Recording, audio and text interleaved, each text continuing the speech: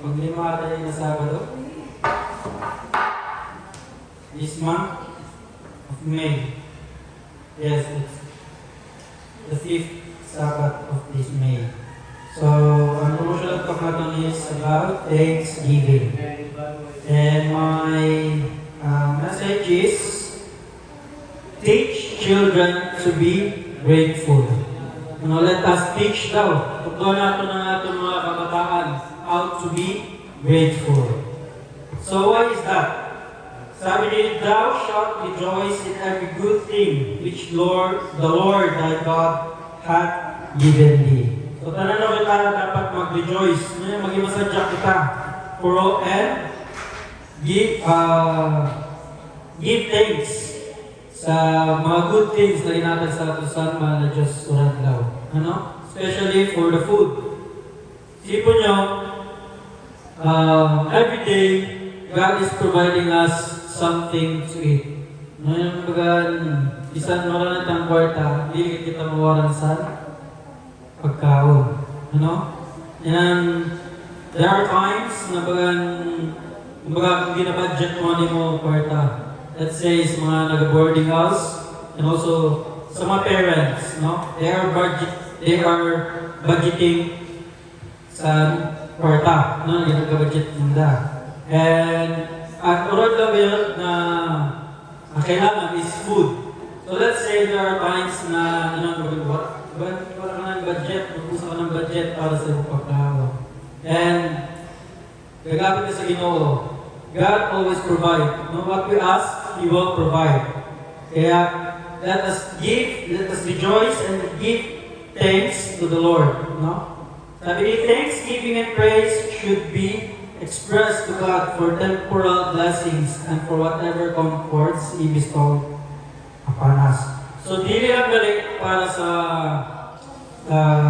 not only for the blessings, for the temporal blessings na ginata sa atin sa Ginoo daw, but also sa comfort na ginata niya sa atin. What is this comfort? Para sa inyo po, ano yun na comfort, ano yun na bumatsyagan, ang inyong buhay na sa Ginoo?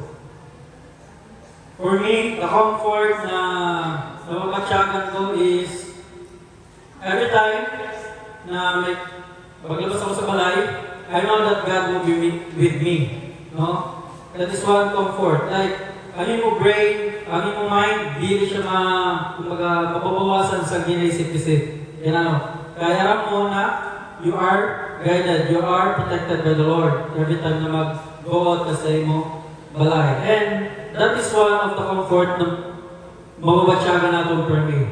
Ano yun the feeling na you are safe always. Bisan di ka magkatto, kung ano na yung pinahimo. And let's be grateful. Ginatagan kita sa lina feelings sa Ginoo. And God would have every family that is preparing to inhabit the eternal mansions above, give glory to Him for the rich treasures of His grace. So every family daw na iyakin prepare dili sa mundo, which is us, ang mga servants ni Jesus, are following God.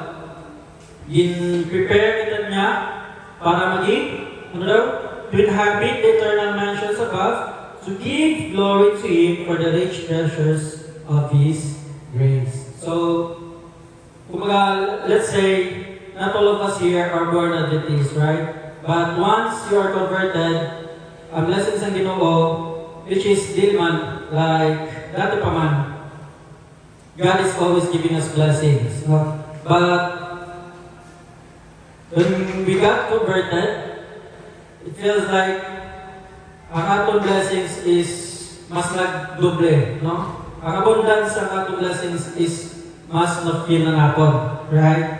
Unlike, in our situation naman, in our case, sa Born Adventist, never po kami naka-feel na we are in, wala naitan makaon, wala naitan kwarta, wala naitan pang tustusan sa saliri, ganun. So, I don't know sa among parents, but kami ng mga kabataan, Linda, never po naman nila siya na-feel. Na like na, syempre, sunod-sunod din kami na tulo. 1 year lang naman na tulo na Linda ate kag ni Kuya. So, kumbaga, nagdarak po kami na high expenses girl. Siyempre, tulong kami na nagad ako sa Rabay. But never naman na feel na, never feel sa among also, sa among parents na kulangan, na makulangan ka. And that is one big blessing na halos sa Ginoo na we should be grateful. Bisan sa pinakasimple na bagay na ginatag sa aton sa Ginoo, let us be grateful. Kaya dili na kumbaga dili niya ipoprovide sa aton ang sobra. Dili niya ipoprovide sa aton ang dili natin kinahanglan. But if kinahanglan natin, kanya na sa aton. So, He prepares us, a family of God, He prepares us to inhabit the eternal mansion that He also prepared for us. So let us give glory to Him for the rich treasures of His grace. We're children in the home life, educated and trained to be grateful to the giver of all good things. We will see an element of heavenly grace manifest in our families. So, we are educated and trained. Di ba, sabi sa Ephesians 6:1, train up a child in the way he should go, and when he is old, you will not depart from it. So, kaya hindi kita pwede sa simbahan because we are training. No? Nag-train kita, not only for ourselves, but also for our brothers and sisters in Christ. We are educating, no? Sa sulod sa simbahan, about God's grace, about God's love for us. Kaya, and also, ang pinaka-isang pa na bagay natin ginatrain hindi is to be grateful for whatever, even small things, na ginatag sa ating Ginoo and sa atong mga kapwa. We should be always grateful. Di ba? A simple thank you is mayo-ayo sa pamatsyan. Right?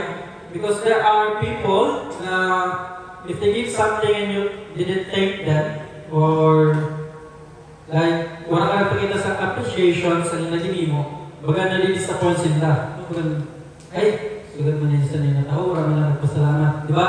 Ikaw mga sugat sa na tao. And dili kita sa exempted. Right? Each and every one of us, ikaw kayo sana because we have emotions. Diba? So, it is good na maging grateful kita sa tanan ng mga bagay. Right? Like, a friend of us lent us some papers, kung narin sa school, lent us some papers at pabaro kita sa ballpen. Pag ibabalik natin, and once we receive, we should always give thanks. Or always say, thank you, simple thank you, kay mayo-ayo na. And sabi Eddie, to be grateful to the giver of all good things, you will see an element of heavenly grace manifest in our families. So, kaya kung na-practice na natin yun siya, nakikita sa natin community how God works in our lives. But, like, paglabas natin, we always smile, we always see joyful, cheerful, ganon, and grateful. Nakita mo lang ang kapitbahay. Diba paglabas mo, nakita mo yung kapitbahay na greet sa'yo. Tapos, mag-greet ka man sa inyo. Diba? You are cheerful. You're always cheerful. And, alam niyo po ba na ang smile is naka-heal sa pain. Right? Diba, for example, may ibang isa na ibang kapwa, ibang friend na is in pain, tapos broken siya. One smile, one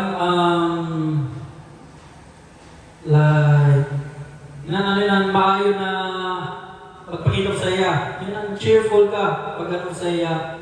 Makakalimot siya sa iya pain. Nung may is ang iya pain. Patry niya na po ba na, like, di ko dinadala na mabukat para sa inyo.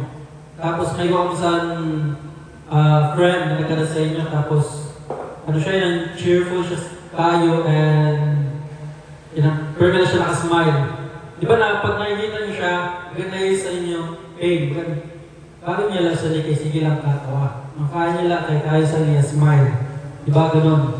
So, pag grateful ka kasi, you are happy. Di ba? If you're not grateful, you're always feel like something is lacking on you.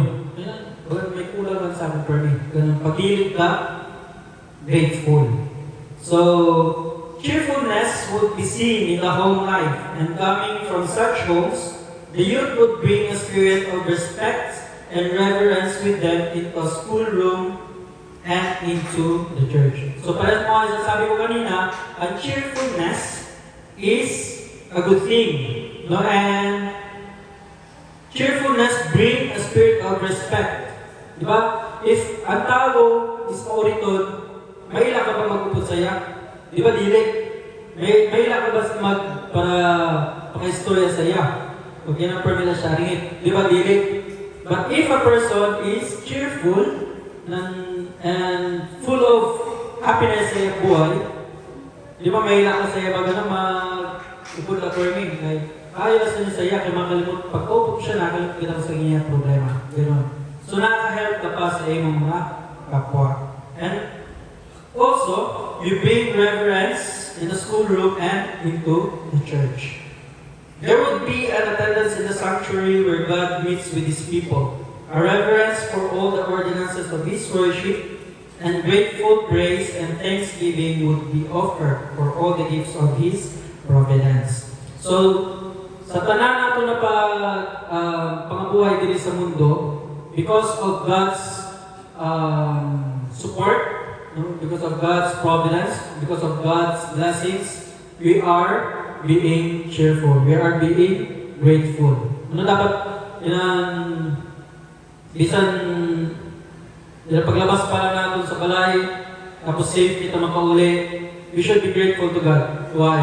Diba, there are instances na kakalabas mo pa lang sa balay, na pagkala yun, yung mga sakit sana, hindi mo ganda magbuhay. So let's be grateful to God because of Him, because ano siya sa atong buhay, like we have this feeling na yun ang magaling ko kasi sa nina claim na ginawa din sa akin, kaya magiging safe kaya ako paglabas ko pala sa balay, gano'n, kung di man ako magkatlo, kung na naman ako mimuon, di ba? Kaya parang nato ang Ginoo is alis sa aton.